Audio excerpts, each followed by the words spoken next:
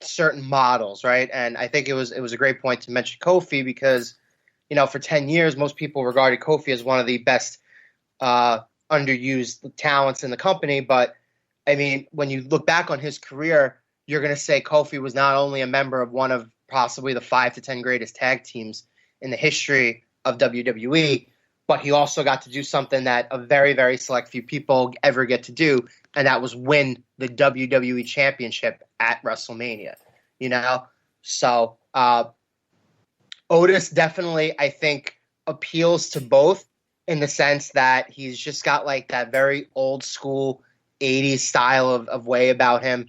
To me, he reminds me a lot of the American Dream, Dusty Rhodes.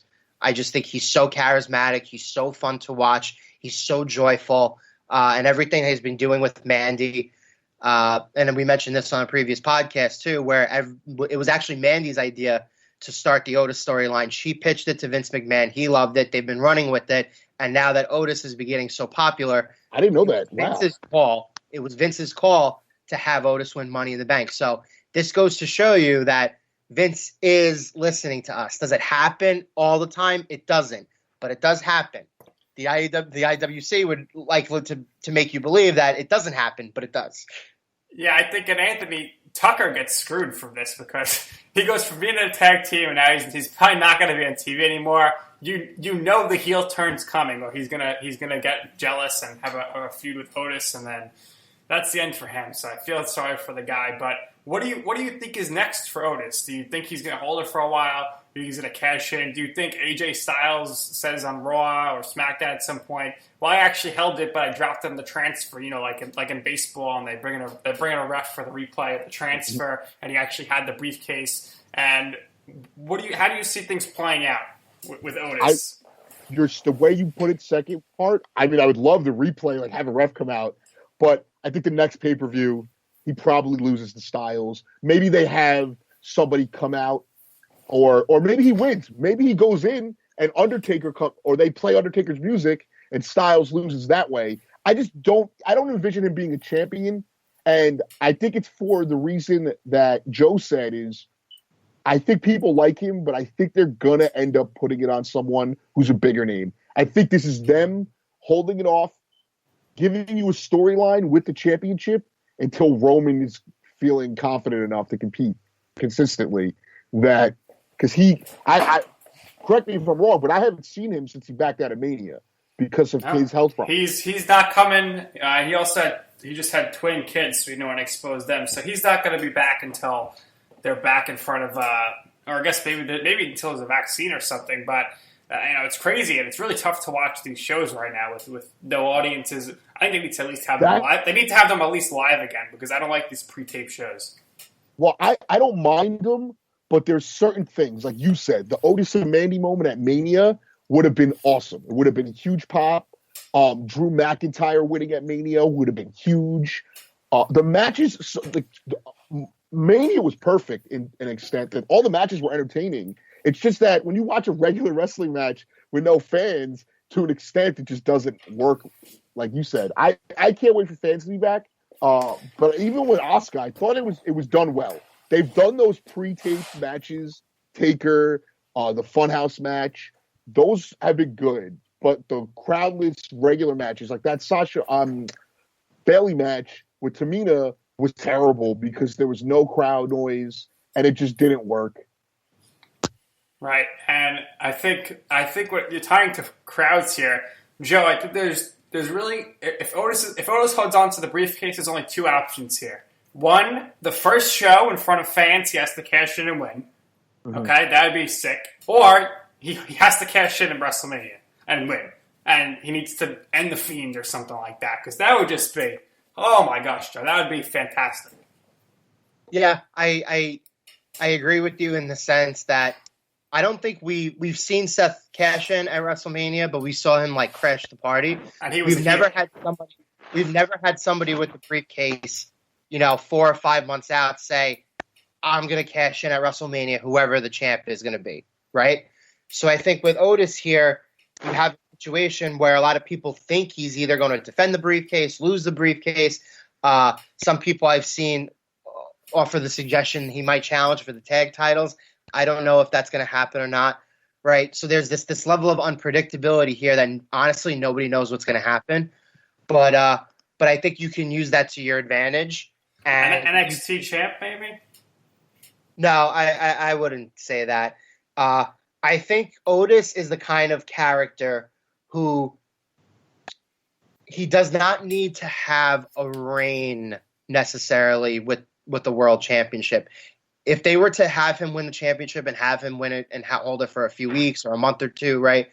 I think with him, it's just all about getting to the moment where he wins, right? But he has to win in front of fans. If he cashed in with no fans, it's pointless, right. Anthony, to have that because Otis is a reaction machine. I mean, right. Just imagine. We mentioned WrestleMania, but imagine if he won Money in the Bank in front of an audience. It would have been amazing. Which is why I don't think they're going to take the briefcase off him, because I think they're going to wait to see what happens when the fans, once they start having shows in front of fans again, and hopefully that happens. I would say maybe the earliest by the fall, maybe like the winter. That's what you're hoping for, not 2021. But again, they can use this to their advantage because nobody knows what's coming next. And a lot of people are thinking to themselves like, okay, Otis is there. Whenever I watch him, he's goofing around in the ring. He's doing the caterpillar. He's always going, oh yeah. He calls Andy his little Georgia Peach, right? So he's just like this Southern boy, and everybody's laughing at him, and everybody thinks like, oh, like they don't have plans for him. They can't do this, right? Well, use that to your advantage, right? Put him in matches where he has to defend the briefcase, make him win, right? Hold off on it a little bit. And then if he continues getting, crazier and crazier and more people take to him, then that also plays to your advantage because sometimes you have to build up to these moments, right? So right. Joe, what does WWE stand for? Walk with Elias. So Elias helping our guy Otis out. So I could see Otis maybe getting in a feud with the King Corbin at some point. Maybe Corbin says I was going to win it, but then Elias attacked me. Elias was who we said should have won Money in the Bank, but they go in a different direction with him. I don't know what's going on there. And Anthony, my only issue with Money in the Bank was that R-Truth had a match against Bobby Lashley when he clearly should have just shown up at WWE headquarters and been on the roof thinking he was in the match. And that would have been such a funny moment. He's like, I didn't know. I thought I was in the match or something like that. That would have been hysterical. I totally agree. The one thing they haven't botched, and they've been doing this now for I feel like 4 months, is R-Truth segments. Is they've really done it. That I missed the match. I saw R-Truth's like post-match interview, which it's always gold. I agree. They could have Otis pop up in anything. They could have had him pop up in the Boneyard match, and it would have worked. Yeah, and Joe, why don't you share your idea for Hard Knocks for this year? Yeah, so we all know that. I'm thinking back to last night when R-Truth said Tom Brady was the 24/7 champion. It's not Brady, it's Gronk. So I think the Bucks did it once before. I honestly don't remember, but my idea was that if they were to do like a Hard Knocks, right? So you could have a segment during Hard Knocks where like R-Truth tries to sneak onto the field and tries to win back like the 24/7 title, and it could have like a cool crossover kind of appeal. I think if they play games, my prediction is that if Gronk is still the champion and they decide to let him run with it and do whatever he wants to do with it outside of like not being strictly in WWE, I could totally see a touchdown celebration where he loses it in the middle of the game. Go pins him, right? There's no way Goodell would be okay with that. Are you kidding me? So what? Who cares? Fox and the WWE are partners. Oh my gosh! But sorry to burst your bubble, Joe, but I believe it's going to be the Rams and the Chargers both on Hard Knocks, a big Hard Knocks Los Angeles, if they're even allowed to film this. They're opening up the new stadium, right? So that makes sense. That's actually a good idea. Yeah, but I think Las Vegas Raiders should really be the Hard Knocks team. As long as it's not the Broncos, I'm good. I don't want the Broncos to do anything Hard Knocks. Yeah, Hard Knocks team. I mean, the best season was probably Rex Ryan and the Jets, but didn't turn out too well for them. The year they did it with the Bengals when they had Ocho Cinco, that was a pretty awesome year too. Yeah, overall it's a good show. Hopefully they are able to do it. Everybody loves that behind-the-scenes stuff. That's why everyone's enjoying this Undertaker documentary now. But moving on to the big news here, and we saved the biggest news for last, Joe, and that is the man, Becky Lynch, is now going to be the mother. It's shocking, doesn't it? It sure is, and I mean, didn't see this coming. I'm not a body language expert, Anthony, but it didn't seem like she was too pleased about this. What do you think from that segment on Raw that she started the show with? Oh, I was completely worked, so I didn't even see that. I was just watching it. I thought it was cool. I mean, if she really is pregnant, I mean, it's probably the best way you can just go about this. Asuka was funny. Yeah, Asuka's always funny. Asuka's gold in and out of the ring. I felt like they kind of messed up her whole thing when she lost to Charlotte again.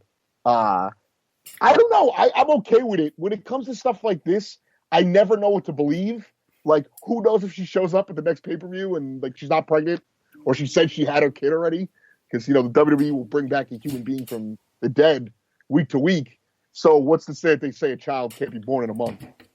I don't know. What do you think, Joe? I mean, it's very fishy that the Monday Night Messiah, the Monday Night Father, Seth Rollins, nowhere to be found, and the first person to congratulate Becky Lynch is Rey Mysterio, who the night before got thrown off a roof, and he's no injuries, he's alive and well, and he gets on a plane to Florida. Maybe he went Frontier Airlines. The planes are packed, and he goes straight to the Performance Center. And he has no relationship with Becky Lynch at all. He's the first guy to hug, and he's in a tag match later on. With Aleister Black, who was also thrown off the roof at the Performance Center. It doesn't make sense. It does not make sense. Anthony, what would your former boss Taz think about this? I said it again. What would your former boss Taz think of this? The way that everything's playing out here. He would work me. He wouldn't give me like an answer if it's kayfabe or not. But I obviously now he doesn't tweet as much because he probably can't, working for AEW. I don't know. I think that he probably would enjoy the storytelling part of it. I don't know how he would feel about Rey Mysterio coming back. I mean, he probably would think that it was not done well. I mean, the one thing working with Taz is that man should be a writer. He's that good when it comes to stuff like that. He would sell me on points. But I'm not sure. I understand it's wrestling. It's just like AJ Styles coming back. It kills me watching Anthony, that. AJ Styles was literally buried, okay? He was buried alive. And, his glove, he was actually reaching for the briefcase when it came to the dirt. Because I think he should have at least came back with a haircut, Joe, right? I mean, like a little bit of a different appearance. Yeah, I agree with that. He should have came back with a slightly different look. But I like the fact that in the match last night, when he was walking down the hallway and you just know that the picture on the wall was going to be of The Undertaker. But I think the better part was when he opens the door and there are, I don't know, coffins inside. Like The Undertaker has his own room at WWE headquarters. Is that a thing? It's all the coffins that he's used from coffin matches, I guess. Dana Brooke grabbing the wrong briefcase was also very, very good. And that was awesome. She has reason to sue the WWE because of the wet floor she slipped on, right? Right. Probably maybe she gets David Otunga to be her lawyer, and that could be like a storyline or something. I think that'd be good. What do you think, Joe? Maybe Edith Cantor shows up. Yeah, that'd be great. All right, so before we wrap this up, Anthony, I want to give us, one of your best Taz stories here, if you have any. My best Taz stories.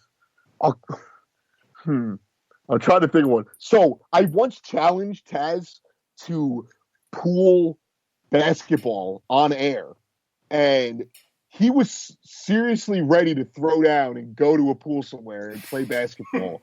I've never met a more competitive man.